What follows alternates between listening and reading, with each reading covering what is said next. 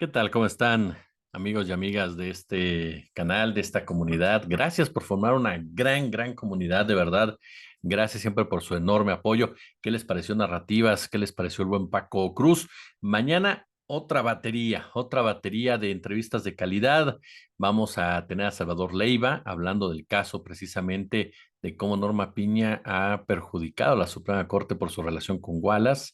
Le hemos dado cobertura a este tema porque sí consideramos de enorme trascendencia el mismo. Ya lo hemos explicado incluso con un punto de vista personal de su servidor en días pasados. Estarán también con nosotros los periodistas Pablo Ferri, analizando lo que pasa en el estado de Chiapas, el maestro Fernando Buenabad, hablando del periodismo de inferencias, también Dalia, la escritora Dalia de la Cerda, y con una visión que les recomiendo mucho verla. Escuchar a los chavos que se dedican a cantar los corridos tumbados. ¿Por qué cantan los correos tumbados? ¿Qué hay alrededor del mismo, más allá de todo el marketing y demás? Como una expresión de una comunidad. Es una visión interesante que vale la pena escuchar. Y también, por supuesto, estará con nosotros el maestro Helio Flores. De verdad, nos sentimos honrados de recibirlo en esta comunidad. Él hablándonos de la censura. Tanto dice Loret que hay censura. Bueno, pues el maestro Helio Flores de manera enfática va a responder a esos cuestionamientos. Yo quiero cerrar el día con esta información, amén de que pase algo más adelante.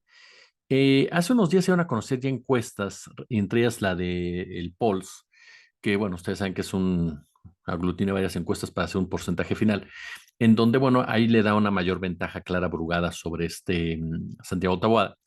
Pero la del financiero, que Alejandro Moreno es un tipo serio en la cuestión de las encuestas, es cierto que, ojo, fue por teléfono, si no mal recuerdo, pero aún así marca una diferencia ya de 5 puntos nada más entre Brugada y Taboada. Mucho se ha discutido qué tanto en realidad Morena puede perder la Ciudad de México, qué tanto se ha ido decreciendo la ventaja entre Brugada y Taboada y por qué razones. Desde un principio, aun y cuando no es el centro de esta crónica que quiero hacer con ustedes, sí me gustaría comentar esto. Desde un principio se habló de conquistar las clases medias. Yo insisto en este punto, en que es muy particular, porque en realidad, ¿qué es la clase media? Hay una clase media conservadora que jamás va a votar por Brugada o por cualquier otro candidato de Morena que tú pongas. Jamás lo va a hacer. Y hay una clase media progresista que difícilmente yo la veo votando por Taboada. La veo más anulando el voto, por ejemplo, o de plano decidiendo no salir a votar. Y es ahí donde me parece que Brugada tendría que enfocarse en ese grupo de la población que de una u otra manera no está conforme con el obradorismo y que también tuvo diferencias con Claudia Sheinbaum, particularmente en el tema, por ejemplo, del feminismo, el tema de la militarización, el tema de Ayotzinapa, en fin, diversos aspectos federales y locales en donde Brugada debe de conquistar ese electorado que hoy por hoy, se lo puedo asegurar, no tiene definido todavía su voto y eso se ve reflejado en las encuestas. Ir por la clase media conservadora, sinceramente yo no le veo mucho caso porque ellos jamás van a apoyar a alguien que se diga de izquierda. Las clases altas también no tiene caso y fomentar el voto de las clases populares, por supuesto, de aquellos en Iztapalapa, que ojo, Iztapalapa históricamente ha jugado un papel determinante en las elecciones de la Ciudad de México, ¿eh? Basta recordar un dato, se los pongo ahí. Ustedes recuerdan la elección del 2000, ¿no? La elección del 2000, en donde pues López Obrador y Santiago Krill iban muy parejos, y no por las capacidades de Santiago Krill, ni mucho menos, ¿no? O sea, López Obrador buscaba mantener la jefatura de gobierno que había ganado anteriormente el ingeniero Cuauhtémoc Cárdenas, que interinamente había asumido Rosario Robles, y que se enfrentaba al fenómeno de Vicente Fox Quesada, que fue un fenómeno, ya en una alternancia pactada, lo hemos dicho, pero que a final de cuentas sí generó un fenómeno y que tenía ese fenómeno, esa ola azul a favor de Santiago Krill. Iztapalapa salió a votar. Iztapalapa fue la que provocó en número de votos una población mayoritaria, ajá, millonaria, 2 millones más o menos, y Iztapalapa provocó que López Obrador mantuviera la ventaja, ¿eh? Mantuviera la ventaja sobre Santiago Krill. Fue determinante en ese momento Iztapalapa, el voto en Iztapalapa. Y algo muy similar pasó en el 2006 también. pero no solamente con Andrés Manuel López Obrador, sino en materia de diputaciones locales, alcaldía y todo ello. Pero hay un factor también que es importante mencionar sobre la historia de Iztapalapa, que acaba de pasar también con Claudia Sheinbaum, que aun cuando Claudia Sheinbaum en la competencia por la jefatura de gobierno no estuvo tan, pues, tan cerrada, pensaría uno, como mucha gente creyó, ni mucho menos. Aún así, también Iztapalapa volvió a jugar un papel importante en esa votación a favor de la izquierda. Entonces, va a ser importante sacar nuevamente la votación de Iztapalapa, pero además de otras alcaldías que de una u otra manera sientan esa empatía con Morena o que ya hayan experimentado, como el caso concreto de la Cuauhtémoc, lo que es tener gobernantes verdaderamente de circo, ¿no? De tragedia griega. Esa es la verdad. Yo creo que es momento de que la gente de Cuauhtémoc, entiendo que puede haber sectores de la gente de Cuauhtémoc que se hayan molestado con algunos puntos, pero más allá de Katy Monreal o Alessandra Rojo de la Vega, que bueno, impresentables ambas, en el tema de la Ciudad de México. Creo que ahí es donde se tiene que valorar que Clara Brugada es una candidata netamente de izquierda y que es una candidata que ha dejado buenas cuentas en Iztapalapa. Eso es un hecho. Y más allá de que sea Iztapalapa, es la cuestión de la seguridad, la cuestión del agua y la cuestión, por supuesto, del trabajo social, que eso es muy importante. Se enfrenta a una realidad. En la Ciudad de México hay un sector aspiracionista y hay un sector clasista. Esa es la verdad de las cosas, que sí, cuando le dices, ¿quieres vivir como en la Benito Juárez? Ellos creen que pueden llegar a vivir como en la Benito Juárez con base en las estrategias que ha planteado el señor Santiago Taboada. ¿No? Entonces, ese sector es el que participa activamente en los votos y es un sector que sí sale a votar y sí se mueve para convencer a otros de que salgan a votar con ese pretexto, de que te dicen, porque yo lo he escuchado ya, gente que te dice, no, hombre, yo por qué quiero vivir como en Iztapalapa, ¿no? Prefiero vivir como en Benito Juárez, como si el nivel de vida de Benito Juárez fue la responsabilidad de Santiago Taboada y de las estrategias como tal de Santiago Taboada, que se vio muy beneficiado con las estrategias de Omar García Harfuch en materia de seguridad y que incluso en el tema del agua ha sido las alcaldías del PAN las que han fregado en muchos sentidos el sistema por las obras irregulares. Entonces es diferente de Iztapalapa, donde han dado soluciones a problemáticas. No, eso es fundamental, entender quién ha dado soluciones a problemáticas y qué tipo de problemáticas y quién, perdón, pero han nadado de muertito, ¿no? Pero es parte de lo que se tiene que dar a conocer, se tiene que discutir y que mañana en el debate chilango, yo me imagino que Clara Brugada tendrá que salir con una mayor agresividad para marcar una distancia ya directamente sobre Tabuada.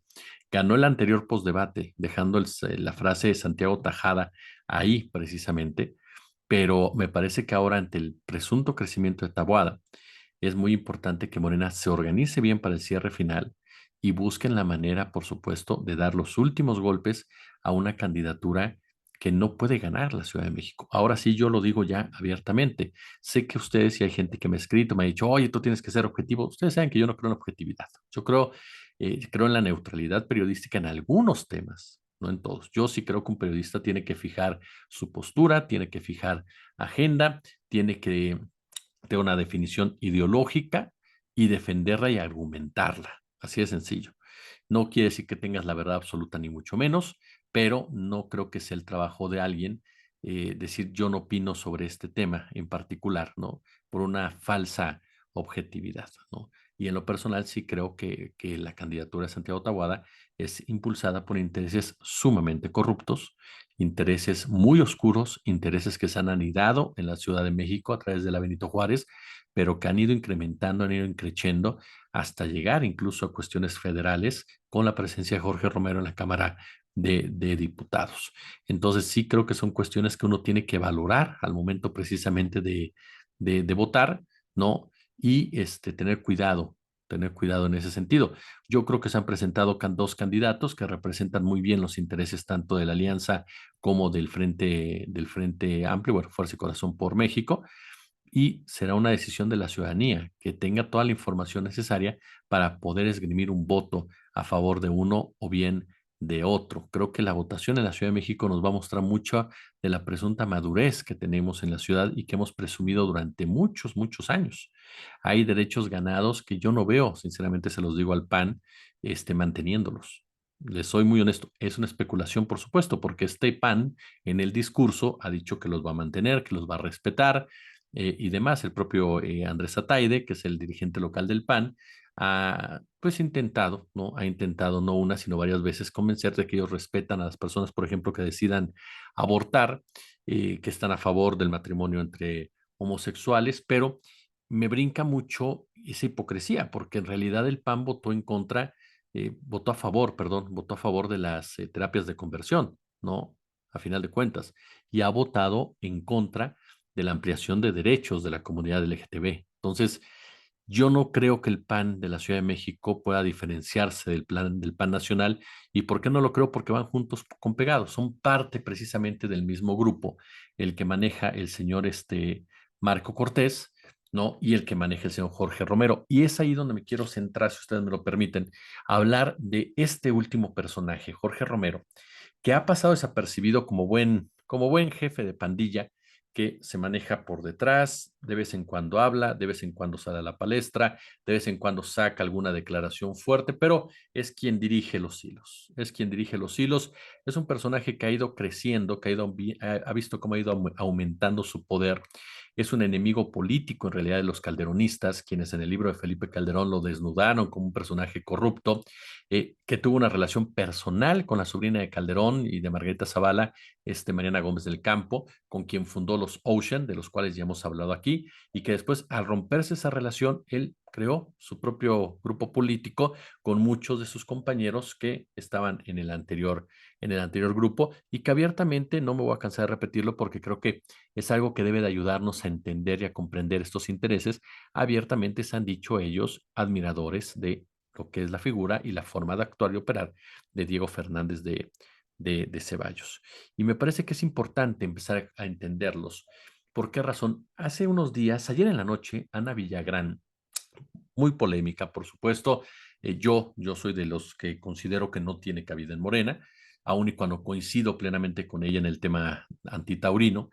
Ella hace una denuncia en un video en donde muestra cómo opera el PAN en la Ciudad de México y hace referencia a lo que también en Animal Político hicieron, de los famosos cinco quintos. ¿Quiénes son estos cinco quintos? Pues por si no lo sabemos, bueno, son los brazos operativos, ¿no? De la estructura que ha utilizado Jorge Romero para tener el control absoluto del PAN en la Ciudad de México. Ellos son Andrés Ataide, Mauricio Tabe, Santiago Taboada, Luis Mendoza y el preso Cristian von Rerich. Andrés Ataide actualmente es dirigente del PAN local. Mauricio Tabe busca la reelección en la Miguel Hidalgo. Luis Mendoza busca ser alcalde de Benito Juárez. Y bueno, Taboada, obviamente, ¿no? La jefatura de gobierno, teniendo como cabeza, como líder a Jorge Romero. Así le dicen, líder a Jorge Romero. Tienen poder económico, tienen mucho poder económico, tienen capacidad de movilización, saben mover sus estructuras, ¿no? Tienen una gran influencia, un gran peso en la dirigencia nacional que comanda Marco Cortés. Incluso varios analistas han dicho, Jorge Romero aspira a ser el sucesor de Marco Cortés y va a ser interesantísima esa batalla en el PAN. Cuando Jorge Romero diga, yo voy, y le conteste Damián Cepeda, yo también, y le contesten de la ultraderecha, nosotros también, y conteste el Calderonato, también nosotros. Va a ser espectacular y veremos hasta dónde llegan estos herederos de Diego Fernández, que por lo pronto, por eso buscan tener el control de la Ciudad de México. Porque le digo algo, si Santiago Taboada gana la Ciudad de México, se convierte en presidenciable del PAN en el 2030. Y no solamente eso, les garantiza a los quintos, al grupo de Jorge Romero, la dirigencia nacional del PAN en contra de los tradicionales como Damián Cepeda, los calderonistas y los libertarios. Ojo con eso. Ellos, si hacemos un poquito de historia, siempre han sido de una clase acomodada, fueron a colegios privados, particularmente lo que es la Colonia del Valle, fueron a grupos católicos, ¿no?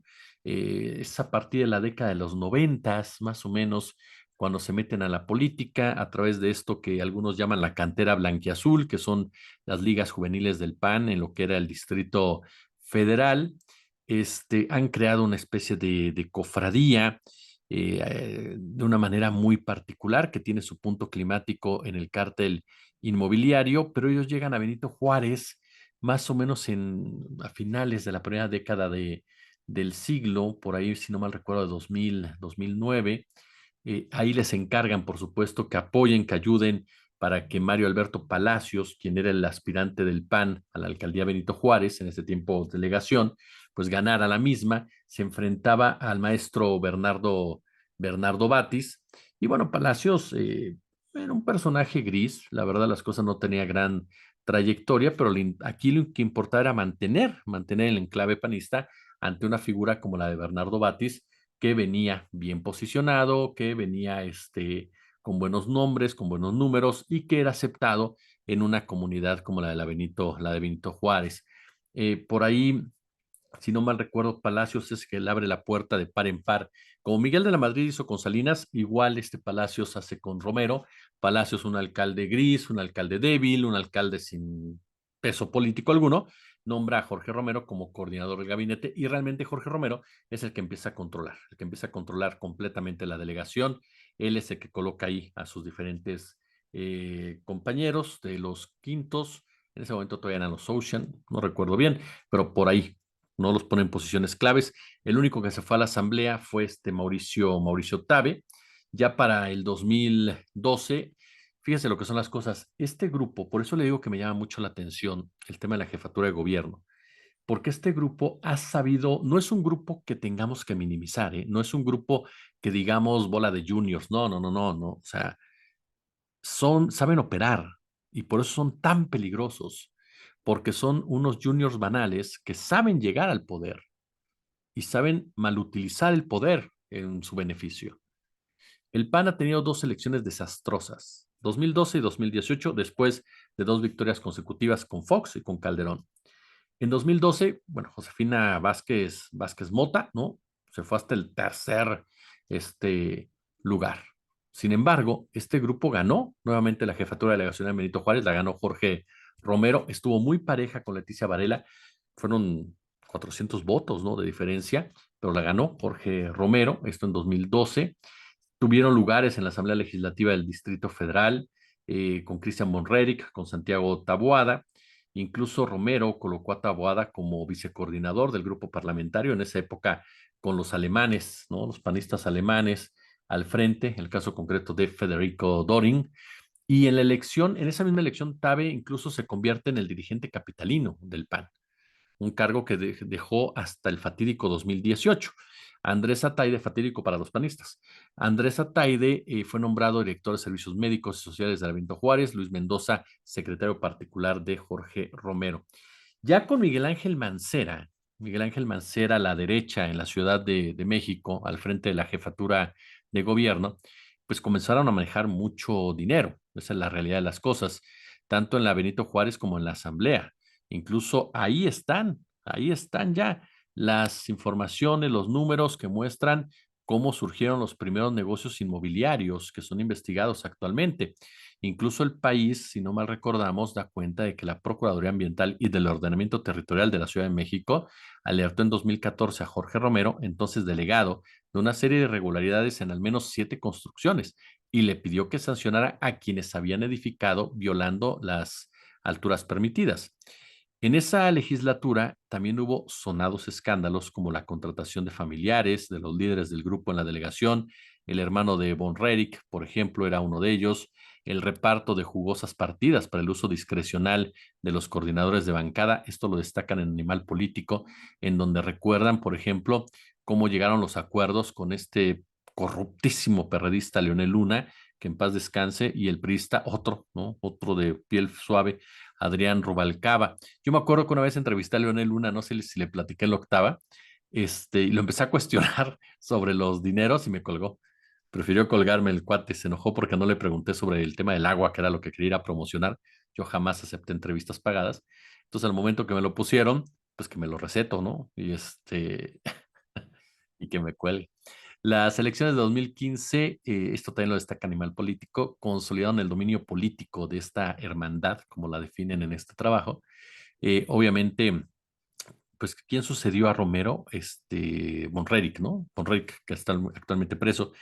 Romero se fue a la Asamblea Legislativa del Distrito Federal, ahí fue obviamente el mandamás, ¿no? Luis Mendoza fue diputado local, era la mano derecha de Romero. Para todos lados va con Romero, que es lo que dice también Ana Villagrán en este video, que chequen en su cuenta de X, en donde dice Luis Mendoza, para todo va detrás de Romero. Es un jugador clave para para Jorge Romero, su ejecutor en todos los sentidos. Me llamó la atención que dice Ana Villagrán, lo único que le valoro a Mendoza es que le gustan los perros, ¿no? Pero fuera de eso, dice, es una persona verdaderamente de cuidado. Em, Hay un escándalo que se recuerda por el tema de los recursos, ¿no? Que se originaron por el tema de la reconstrucción del sismo del 2017, que fue lo que le digo de Leonel Luna, que lo cuestionamos, ¿no? Y hay una nota del periódico Reforma del 2018 en donde se señala que Leonel Luna y Mauricio Toledo llevaron a cabo acuerdos con Jorge Romero, cambiaron lo que era la distribución de la partida, ¿no? En lugar de destinar 898 millones de pesos a la reconstrucción, asignaron solo 270 millones y sí aprobaron recursos para sus alcaldías, ¿no? Álvaro Obregón, Coyoacán y Benito Juárez respectivamente. De esa manera, pues repartieron todo, ¿no? Dádivas por todos lados, desde materiales de construcción hasta tablets, tinacos. ¿Sabe usted cuántos se robaron estos tres? Vino entonces la elección del 2018, cuestionado Jorge Romero y su grupo otra vez la libraron después de que el PAN tuvo una desastrosa elección con Ricardo Anaya y Alejandra Barrales, la Ciudad de México. ¿A quién se le ocurre poner a Alejandra Barrales para la Ciudad de México solamente al Partido de Acción Nacional? Este, mm, este grupo, pues se mantuvo, ¿no? Jorge Romero apareció ya en el poder legislativo, comenzó a influir directamente en torno a Marco Cortés, ¿no? Y por supuesto, los demás se ubicaron. Andrés Ataide como dirigente local del PAN, Luis Mendoza como diputado, Santiago Taboada como alcalde en la Benito Juárez. Incluso Taboada fue el único de los 16 candidatos panistas que logró ganar en los comicios en los que Morena se llevó en ese momento 11 alcaldías. Tabe se mantuvo como integrante del Congreso de la Ciudad de México. Le reitero, Ataide lo releva en la dirigencia del PAN local. Von Reyck fue diputado del Congreso local, incluso hizo mancuerna con Tabe en el control de la bancada. Y ya para el 2021, Romero se reelige como diputado federal, ¿no? Se convierte en coordinador precisamente de la bancada de San Lázaro, y también se reeligieron Luis Mendoza como diputado federal, Taboada como alcalde, Monreric, que está en la cárcel, como diputado al Congreso local. Tabe ganó la elección en la Miguel Hidalgo, Ataide fue reelecto como dirigente del PAN capitalino. Es decir, si nos damos cuenta, 2012 y 2018, que serían 2 años en los que este grupo hubiera tenido que desaparecer o ser debilitado. No, les permitió crecer, les permitió consolidarse, les permitió empoderarse, porque se han manejado ajenos a esas dirigencias nacionales del PAN, ay, perdón, a esas dirigencias nacionales del PAN, y esto les ha permitido avanzar de esta manera. Por eso es un grupo muy peligroso que ahora tiene esa capacidad de movilización que ha permitido a Santiago Taboada competir en estas elecciones, que ha permitido a Santiago Taboada tener presencia en muchos medios, que ha permitido a Santiago Taboada manejarse de muchas formas, porque tienen esa capacidad estructural.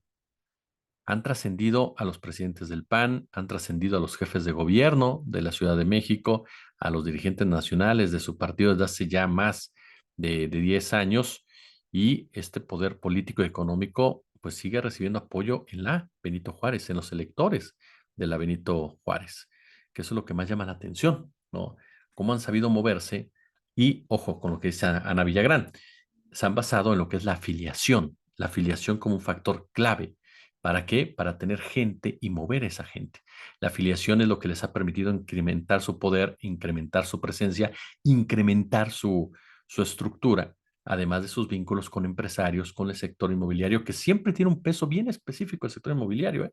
En el tema de las elecciones, pero siempre se le deja de lado. Y por lo regular, cuando le empezamos a rascar el sector inmobiliario, aparece ya el crimen organizado. Entonces, nunca lo vemos como tal, pero es un jugador importante en el financiamiento de estos personajes. Y eso es lo que llama la atención. ¿Quién apoya a Santiago Taboada? Uno de los grupos de verdad más peligrosos que existen en la Ciudad de México y que constantemente está afiliando, está afiliando, está afiliando, está afiliando. Y eso le ha permitido precisamente jugar sus cartas de una manera en donde si ganan la capital, que ojalá y no, pero si ganan la capital, podrán aspirar a la dirigencia nacional del PAN y podrán convertirse en el verdadero rival de Morena rumbo al 2030. Si les gustó el video, échenos pulgar arriba, compártenlo, déjenos nuestros comentarios, sus comentarios. Por supuesto, suscríbanse, por supuesto, denle la campanita. Si hay chance, échenos super chat, échenos super gracias. Yo, como siempre, les agradezco el favor de su atención y nos vemos mañana con toda esta batería de contenido. Gracias.